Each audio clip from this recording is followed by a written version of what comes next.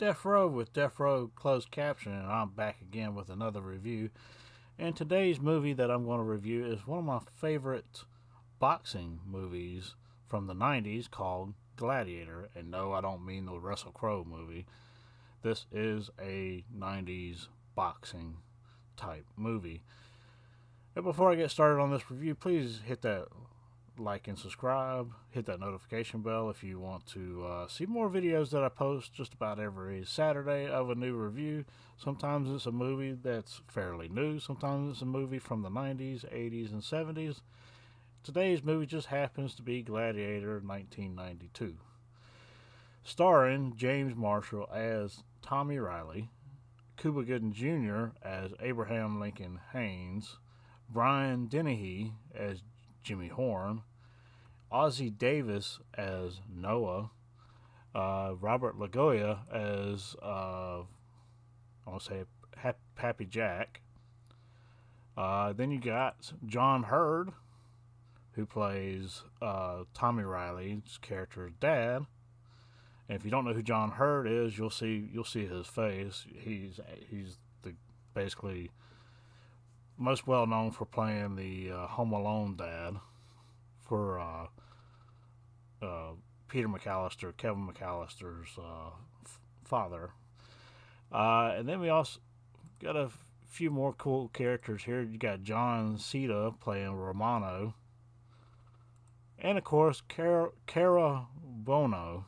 And I don't know if I'm saying her last name correct or not. I apologize if I'm not. But you'll recognize her face if you look close enough. She plays Karen Wheeler, basically the Wheeler mom, Mrs. Wheeler from Stranger Things, of all things. This is one of the, I guess, first movies that she was, let's say the first movie, probably the third movie that she ever was in is this movie, Gladiator. So, and she plays the love interest of Tommy Riley in this movie. Well, it was pretty cool.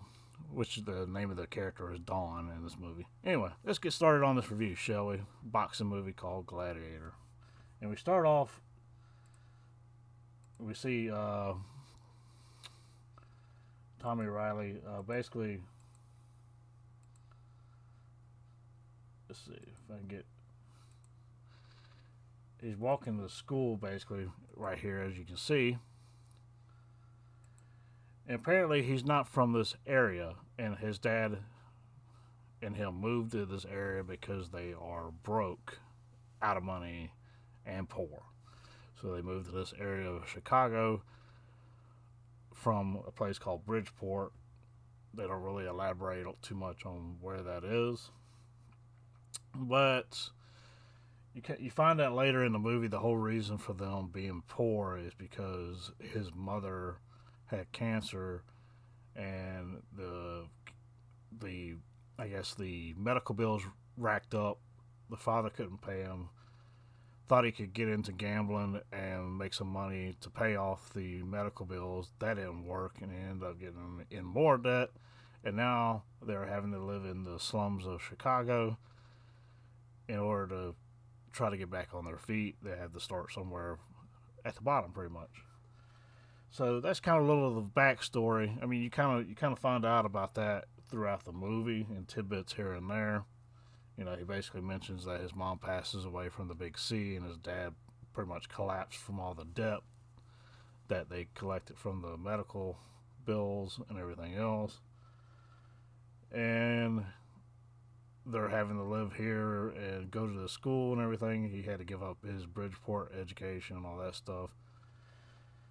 And the whole reason that he even knows how to box before this movie starts is because he took up boxing at Bridgeport School as a way to release his inner aggressions and, the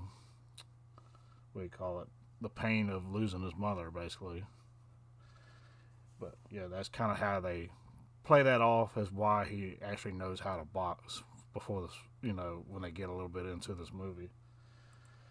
As he's walking in, he's greeted by three bullies, of course, You always got to have a bully in a movie like this in the classroom who don't want him to be sitting in their seat, and he finally just, after like the second or third time, he's like telling them to F off, pretty much. And he's seated right beside Dawn right here, as you can see, in the long black hair, who is Cara Bono.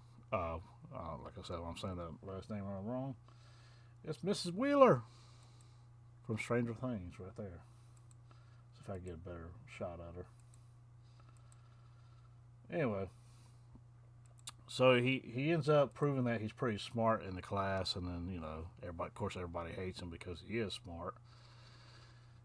And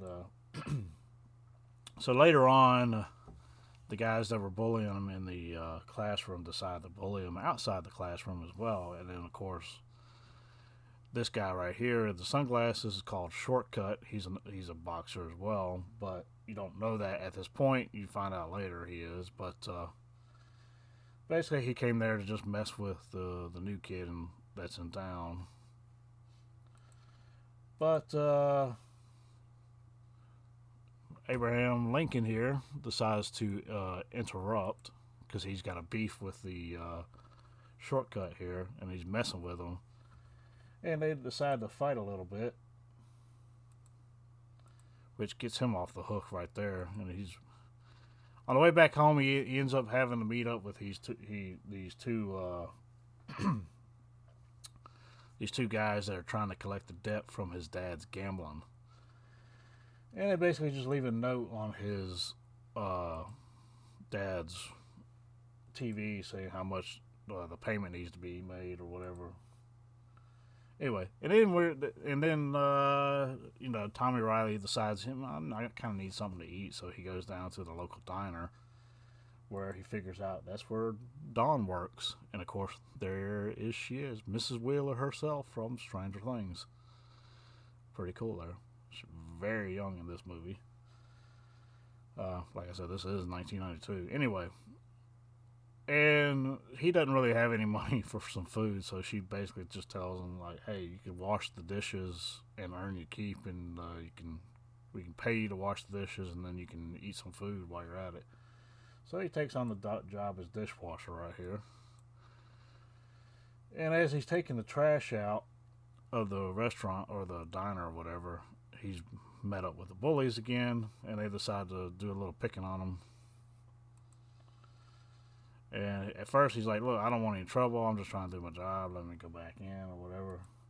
And they decide to start pushing him around, and they knock him out on the ground. And that's Tommy's had enough of this shit. And he gets up, punches two guys out, and goes for that third one, which is a boxer. And he's waiting for him to. And that's when Pappy Jack jumps in. He's like, look, because he is basically, he's like a talent agent, I guess you could say, for these boxers that are wanting to fight. And Shortcut, which is the main guy here, he's fighting Tommy Riley. He's like, look, you about to get injured and you're fixing to have a fight tomorrow. You can't be doing this or whatever. And then that's when he talks to Tommy Riley, and he's like, you got a pretty good punch, kid. Maybe you need. And the conversation he was having before in the restaurant was that one of his fighters is out for 60 days or something like that. So he decides to try to hit up Tommy Riley as a fighter to step in, the one that left in his place. And after seeing him knock out two guys and going for the third, he's like, I think we got a pretty good shot with this guy to come in and do some boxing. And so he sits down with him, and basically Tommy is like, look, I need $1,250 if you want me to fight. I just need it's a one-time deal. I just need this 12, because in Tommy's head, the bookies or whatever, the debt collectors of the gambling debt for his dad, he thinks it's just $1,250 is all he owes. He doesn't think it's over. He doesn't realize it's actually just them asking for a payment towards the bigger debt. And so he just tries to negotiate $1,250 to be in this one fight so he can get his dad out of that debt or whatever. Anyway, so they finally agree he's going to fight the next day for the $1,250 so he can pay his dad's debt. And of course, you see his dad shows up later that evening, and which is John Hurd, also known as Mr. McAllister from Home Alone. Now he's there saying, like, look, I got this great job. I'm going to get us out of this. And Tommy's trying to explain to him, like, hey, these two guys came by and wrote this crap on the TV or whatever, and they want this money or whatever, right here. So yeah, he gets pissed off. He calls him up. He's like, look, don't mess with my son. This is all on me. You don't need to bring him into this. But Tommy's already deep into it further than the father realizes. So Tommy goes to, fight or whatever, and he's set up with Ozzie Davis as his, I guess the guy that's going to tape up his hands and everything. His trainer basically is Ozzie Davis, and his character's name in this movie is Noah. And no, he don't own no damn ark. He lets him know right off the bat. It was kind of funny. So Noah, he's not seeing much in this kid. He doesn't know too much about him or anything like that. But he's trying to let him know in a way that this ain't going to be like Bridgeport boxing, because Bridgeport boxing had rules. There are no rules here, even though we act like they are. Got that kind of thing. And the first thing Tommy Riley notices when he hands him those gloves, they're 6 ounce gloves. So they're not, your standard weight for boxing. He's like, you sure this is, the first question is like, is this even legal? I'm like, no. So anyway, so then right by that time you have Romano that shows up. He's also boxing that night, and Romano's asking, like, who you boxing tonight? And Tommy's like, some dude named Black Death. And Romano, kind of takes pity on him a little bit and just kind of trying to get him to warm up. He's like, you go out there cold, you're going to come back cold. And Romano is like trying to get his blood pumping, throw a couple. Basically, Romano becomes like his best friend in this, short scene here.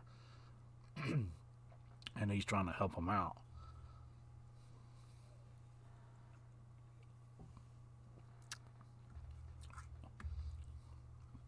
And Romano basically tells him, like, look, you got to watch out for his right throw.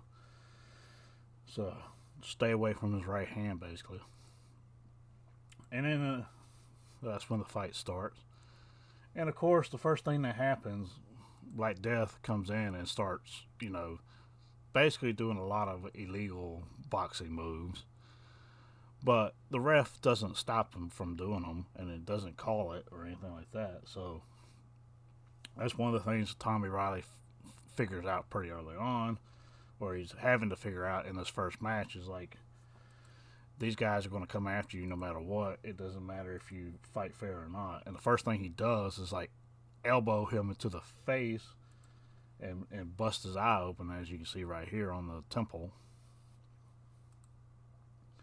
The second thing he does, as Tommy Riley is starting to get a heads up on him, well, Black Death takes a cheap shot to the groin as well. And of course, nobody is expecting Tommy Riley to win, as noticed by the odds that they put up on the board. So all the odds are against Tommy Riley in this first match. And towards the end of this match, Ozzie Davis's character Noah notices that, man, this kid's got fire, and he is coming in hard, doesn't matter what his size is or anything. And that's when the character Noah, he's like, look, this is what you got to do. He's projecting his punches, so when he drops his left, you go in hard with your right. And basically he decides the kid's worthy of the information he needs to fight. and win. And what's funny is he does do that, as you can see in this one shot here. I want to see if I can't. It was right here. Let's see if I can get it right close enough.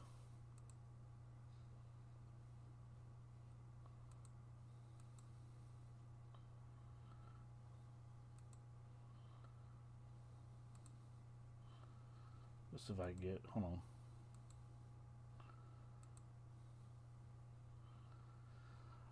I don't know if I can get this right or not, but I'm gonna try. Right here. Here we go. Boom. He tries to, and then he's gonna drop that left.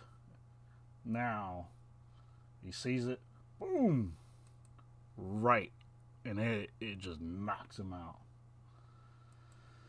So after that happens, Tommy Riley is like, he's spooked a little bit because he realizes this is like war. These matches are like war. He wins this one, and right after he knocks out Black Death, he knocks out the referee on accident because he thinks another dude's come up behind him to fight him. And of course he wins that first match. Goes back to school. Romano's there, it's like, hey, I won my fight too, and he's like pointing to his eye with a bruised eye.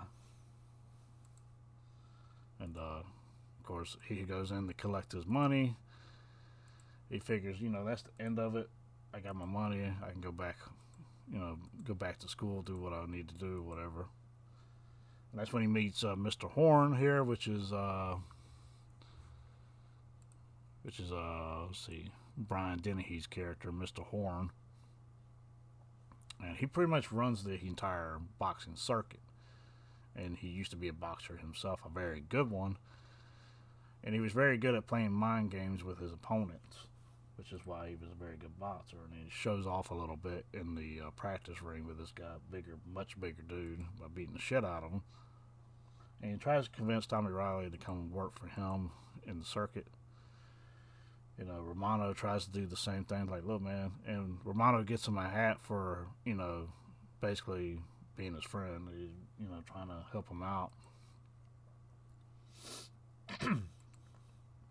Anyway, he meets up with Dawn, and they're walking back home. Tommy Riley thinks everything's done and over with or whatever. But what happens is Pappy Jack sees Tommy Riley giving the money to these debt collectors, right? And he knows the two debt collectors, and so he calls up Sharky, which is the debt collectors, who the debt collectors work for, and he asks Sharky, like, why are you two guys over here, and why are they collecting money from this kid or whatever, and that's when he finds out there's more to it than just the $1,250. And they pick up Tommy Riley as he's walking with Dawn to go talk to Mr. Horn again. And Mr. Horn finally tells him that, look, I took over your dad's debt. I paid your dad's debt off. That debt belongs to me. You work for me now.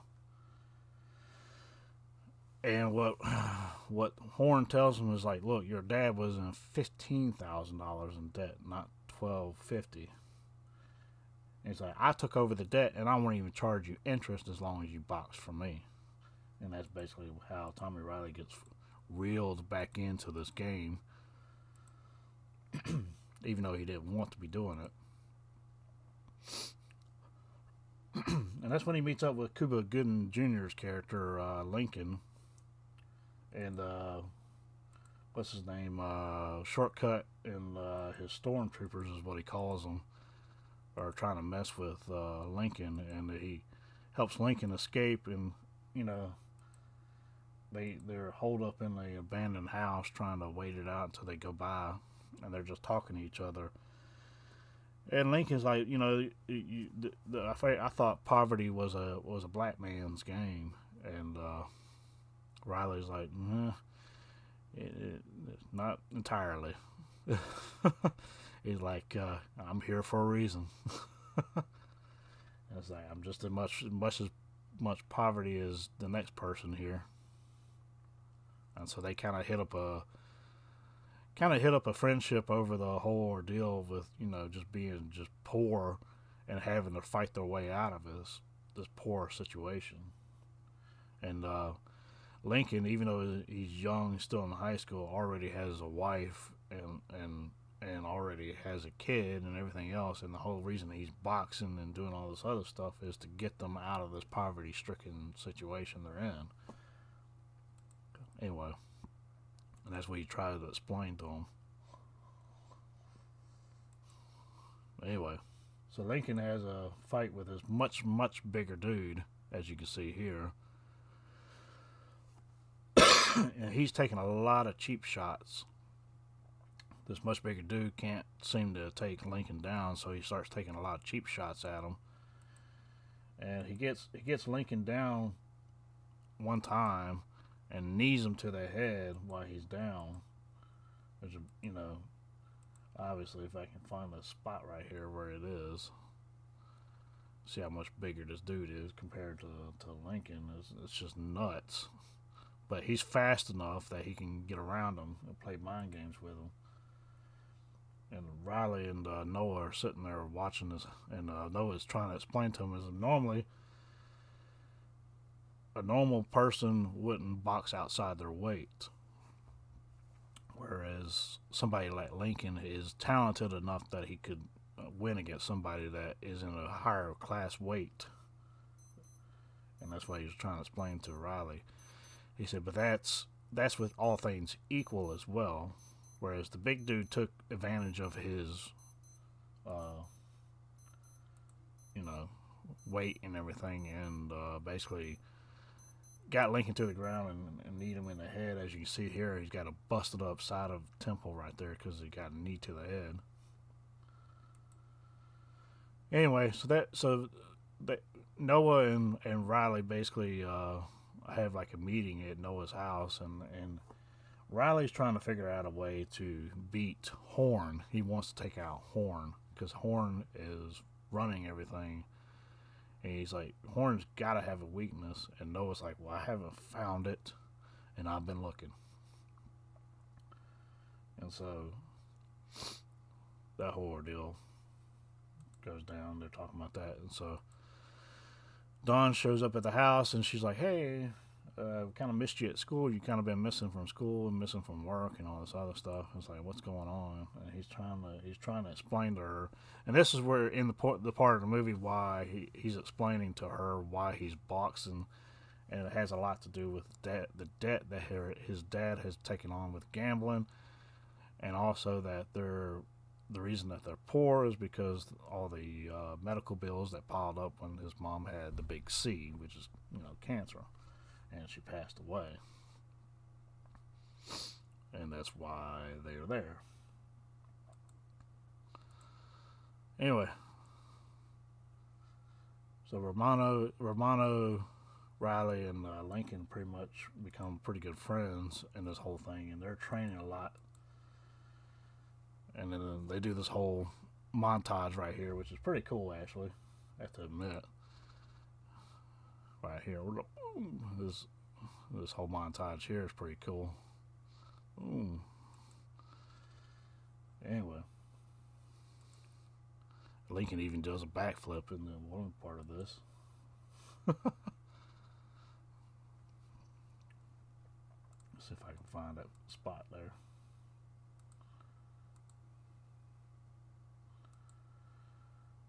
But then things get a little bit wonky, if you get my drift. And Romano's got to fight Shortcut. And you start, and in this fight,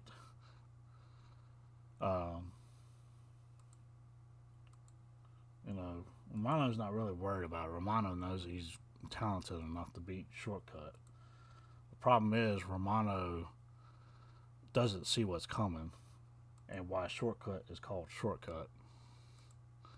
And Shortcut, what he does, he puts some type of I don't know if it's like a rubbing alcohol or like acid or something like that, and I mean like the tripping acid, not like he rubs some type of drug on the wrist of his gloves, and he gets Romano in like a chokehold or whatever, and rubs the substance into his eye, messing him up because he was losing. Shortcut was losing, and he beats the shit out of Romano and puts him in a damn coma because Romano couldn't fight back with that chemical in his eyes. And of course, this it makes Tommy Riley snap.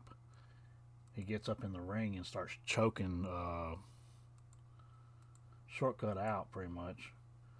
And that pretty much sets up the next match. You know, Horn sees the opportunity to set this up as the next match between Riley and Shortcut.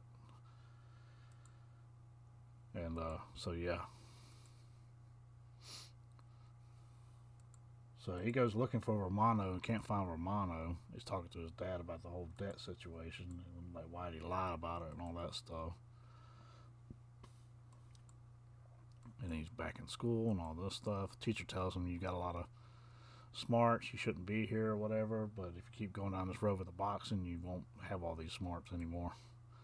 Anyway, and, you know, Don has to let him down and let him know that, you know, you don't have the job as a dishwasher anymore because you're you know, unreliable, but I still want to be your girlfriend or whatever.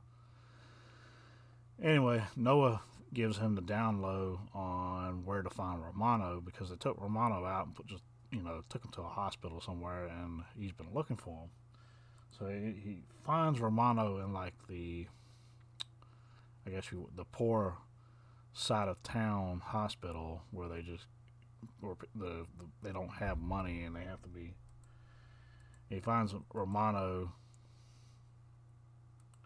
basically in a coma, and one of the nurses there, he's like basically saying like he's brain dead, and the excuse the nurse gave him was like, yeah, he was in like a gang fight of something, and they say he's brain dead.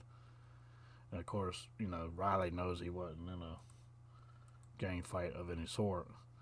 And you see the look, it completely different on Tommy Riley's face in this shot right here, because he's ready to kill Shortcut. That was his best friend, Romano. And that's when Noah has to kind of snap him out of it. It's like, look, you can't let your feelings take over or he's going to win. You got to outsmart him. You got to outthink him. You got to take it to his face or whatever. And Noah's trying to keep him alive pretty much. Anyway. And right at the beginning, Shortcut decides to go ahead and put that chemical on his gloves again on the wrist from the very get-go because he don't want to take any chance with losing this match. And of course he tries to get him with it, and it doesn't work because Tommy Riley decides to start acting like this ain't real boxing and does a damn, as you can see here, I'm gonna see if I can play this. He does like a damn wrestling move on his ass right here. Wham! To get him off of him. And it doesn't. And that's where Tommy pretty much takes over the fight and starts beating the shit out of him to the point where he's just passed out. Yeah. And he could cause really good damage right here, and they're wanting him to, but he decides to back off. He don't want to cross that line like Shortcut did against Romano, and so he lets him just fall to the ground and to the 10 count. And finally, he gets to meet Lincoln's wife and the baby and everything, and you know they're talking about all this other stuff, and Lincoln has all these nicknames for him too, which is pretty funny in my opinion. He calls him, you know, Bridgeport Ghost and all this stuff. He's like, I never had any help from a ghost. Basically, just tell him, it's like, I never had somebody save my ass that was a white guy, you know. And he just, from then on, he just calls him the Ghost. It's endearing, but at the same time, it's funny. And then something happens while they're training,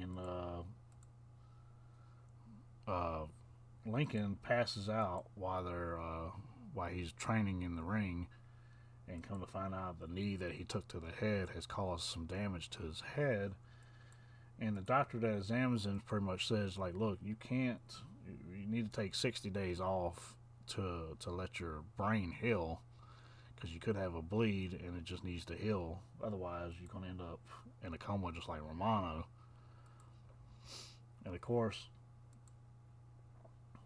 he shows up the next day to fight, and he sees the guy that he's supposed to fight is already in the arena with another guy. Well, Horn has decided to play another mind game, and he has put Lincoln against Riley. And Riley knows how injured Lincoln is, and he doesn't want to fight him. And Lincoln's like, look, I have to do this. I don't have any choice. And said, but you're going to die if I hit you too many times on the head. I don't want it to be on me that my best friend dies from just punching him in the head just because of some money. And the only person making any money is Horn. And he confronts Horn about it, the whole 9 yards and all that stuff. And then he's getting ready for the match, and do the match. You know, they set the odds and everything. And they start going now. Riley, at first, he doesn't do anything at first. He doesn't hit him in the head, anything like that. And so they're trying to make him fight or whatever. And somehow Dawn gets in there, and she's watching the fight. And Horn is over there sitting next to Dawn trying to get Riley to fight. He's like, look, you need to take a look at who's sitting next to. And there's like looking over there like, yeah, asshole. So like basically they're intimidating Riley to fight. So Riley, he does fight a little bit, but he decides he's just going to do body shots. And Lincoln's like, you know, they're talking back and forth while they're fighting, and Lincoln's like, look, you ain't good enough to take me down with just body shots. I mean, you're good, but you're not that good, you know. And he knows it. So he just lets Lincoln wail on him. And finally he tells Lincoln, I'm done. I ain't fighting no more. I'm not fighting for their money. And that's when, Thorne comes in there, and he's like, you know, you're going to fight or else, or Horn. I keep saying Thorne. He's a Thorn for sure, but it's Horn.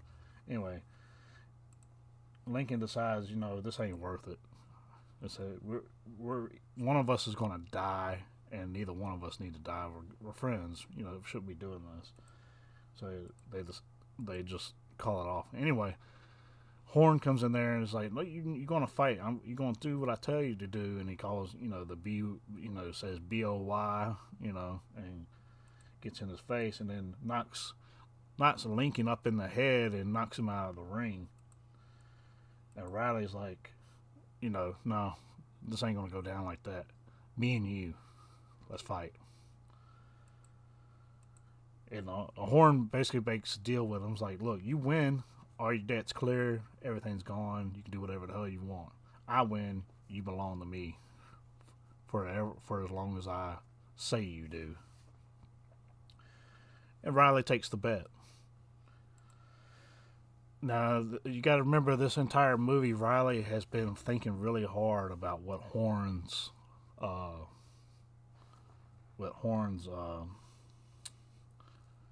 weakness is. He's been trying to figure Horn out this entire time, and I think Riley has somewhat figured it out at this stage.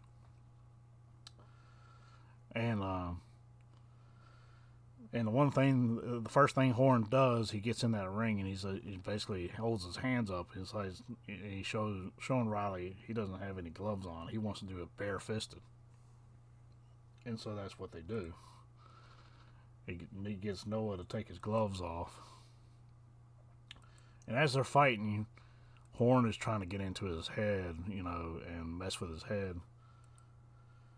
And at the time, Riley is acting like he's defeated the entire time. Like, you see how he's got his shoulders down, his head down. It looks like he's cowering down. And basically he's giving Horn the impression that he's winning, when in fact he's letting Horn gain too much confidence in himself, and so he gets back in there, right? And Horn is ready to punch him out or whatever, ready to go for the kill shot or whatever. Well, Riley ducks his head down as he goes for a headshot, and Horn hits the top of his head, breaking his hands or breaking his fingers.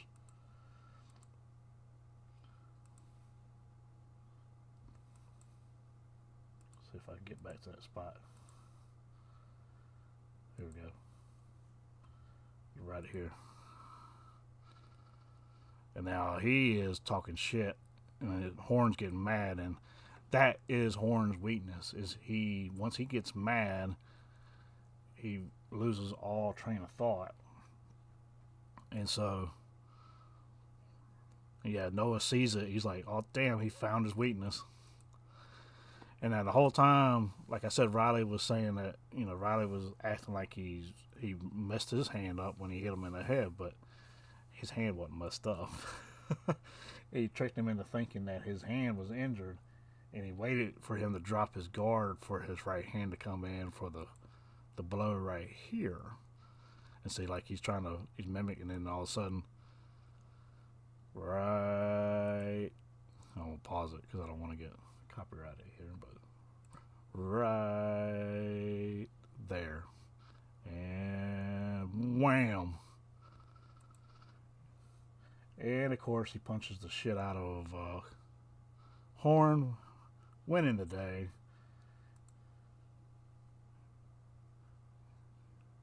Catching everybody off guard. Maybe Pappy Jack takes over everything, as you can see here, because he looks confused as hell, like this shouldn't have happened, and like he doesn't know what to think, because he was actually, throughout the whole movie, he keeps telling everybody he's going to make his move to be the next guy that runs things and everything. So Pappy Jack he's like, shit, this kid did it for me. Anyway, all hugs at the end. Old Lincoln's like, you did it, bro. You got that son of a bitch off our backs. And then end of the movie. Now, as far as my review goes, I give this movie a solid 3.5. Sorry, hit the microphone right there. I'll give this movie a solid 3.5 out of 5 stars, which probably ended up being like a 70% on Criticless, as you will see in my review in the details below. And the reason I do that, this would have been a 4-star movie for me, honestly, had they finished up the story with Romano. I know they just left it to, oh yeah, he's brain dead and whatever, and they just left it that way. They could have tied it up at the very end where he, all of a sudden woke up and, say, Lincoln and Riley were visiting him back in the hospital, and he wakes up again. That would have been like an even better, happy ending to see that happen, see Romano wake back up and not be really brain dead, you know what I mean?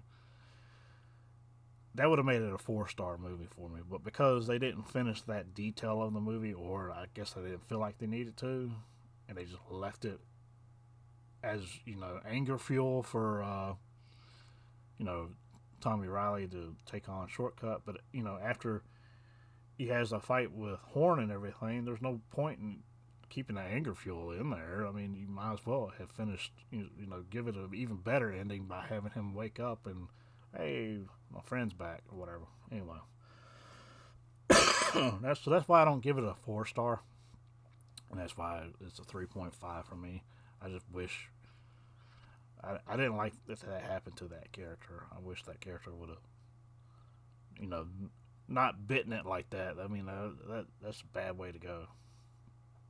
But anyway, that's my review, and that's I'll catch you out on the edge of another review. That's Deafrowe out.